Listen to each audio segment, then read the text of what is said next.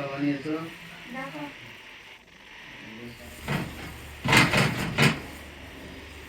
বাপরে কত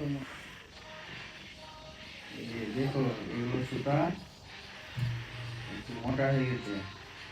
কই এই যে এগুলো এগুলো মোটাগুলো আগে তো নিচ্ছিল এগুলো না, সুতো। এখন মালিক মোটা বারণ করছে, তার জন্য তোমাদেরকে বুঝাচ্ছি এরকম মোটা চলবে না।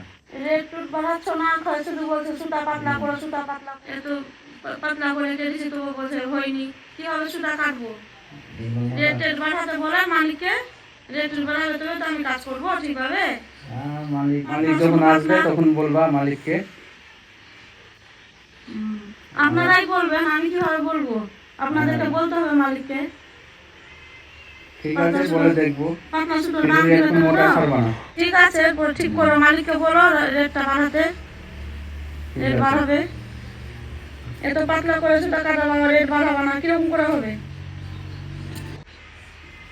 এরকম এরকম মোটা করলে মানে ওখান থেকে সুতা মানে রিটার্ন ঘুরিয়ে দিচ্ছে, তাহলে পয়সা কোথা থেকে দিবে? এর আগে তো এরকম সুতা কেটেছি এর আগে 125 করে। এর আগে নিয়েছে, এখন দিবে না, এখন এরকম কাটতে হবে। এরকম নিবে না তো বলেন, দাম বাড়াবে। ঠিক আছে, বলে দেখবো আমি মালিককে আছি। বলবেন